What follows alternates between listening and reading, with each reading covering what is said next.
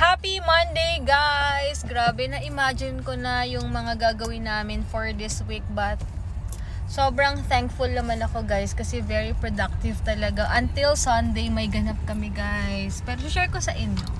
Para kasi mali nyo, ma-inspire naman kayo, or kung mga curious lang sa ganap ko everyday, wala lang. So, kung mag-update para mabalikan ko rin to. But anyway, ang agenda today, mamaya ko na rin share sa inyo. Grabe yung, kita nyo ba? Nakita nyo ba yung difference ng aking forehead?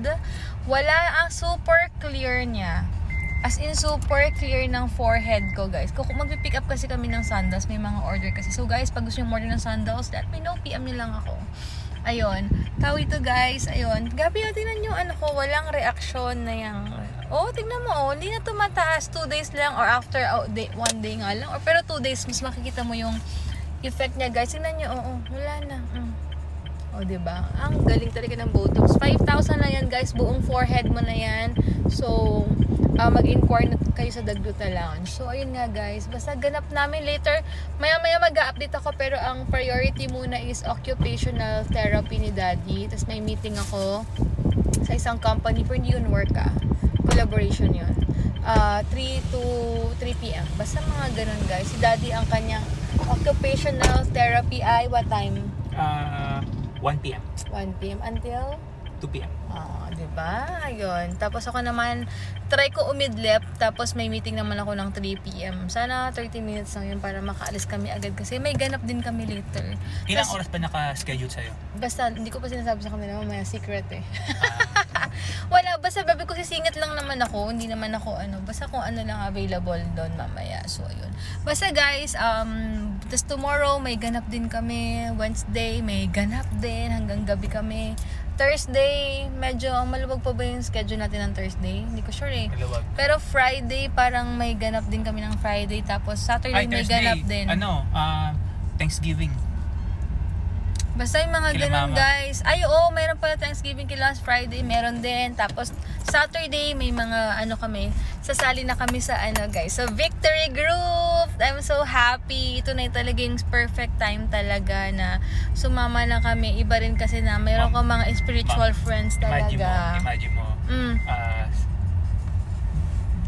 When you go out, God still looks for you. Totoo. Kasi ng kanyang anak ko, 5 taon na din nagsisimba yun Oo. He's always watching. He's always watching. And then time na narito ka, bumalik ka na. Thank God. Kasi ang kwento talaga niyan, guys. Di ba matagal na kami nagsisimba sa Victory. Meron silang mga doon Victory Group para mas malawakan yung mas deeper o mas maging deeper pa, mas mamalawakan pa yung relationship mo, knowledge mo about God. Lagi kaming, sige po. Sige, kuha ng number, ganda. Hindi naman natutuloy. Pero, nangyari kay Daddy to, tas mas naging deeper yung relationship namin kay God. Parang we want more na maging, hindi naman sa pagiging introvert before, guys. Sobrang ingat lang talaga namin sa mga taong sinasamahan na namin ngayon kasi ang dami kong na-experience sa buhay. Ang dami rin ni Heinz na na-experience sa buhay niya. So, very careful talaga kami sa mga ganyang ganap. Very careful talaga, guys. So, alam niyo yun. Kaya ngayon, ito na yung perfect timing. Perfect siguro. Sabi ko nga kay Heinz marami nag-i-invite sa amin pero siguro ito na yung perfect timing, perfect na taon na kailangan makakasama talaga namin sa spiritual journey namin. So, pinagkakatiwalaan namin spiritual walk with God.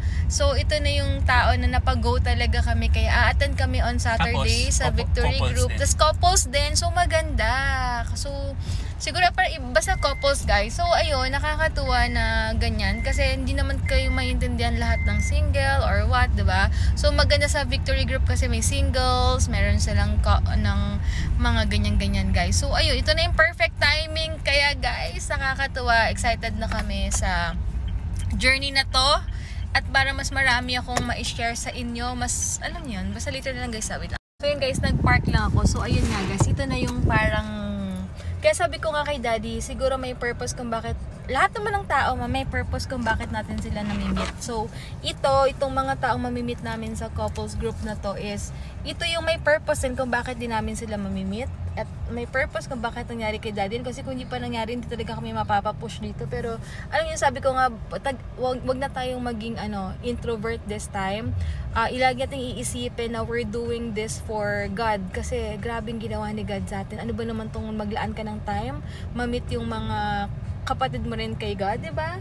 Tapos mag-share kung anong gusto nila ma-share. Pwede kami may matutunan. For sure, may matutunan kami sa kanila. At same din sa kanila. So, ito sobrang excited na ako. I-share ko lahat ng matututunan ko at lahat-lahat ng ma-experience ko dito sa Victory Group na to. So, yun lang guys.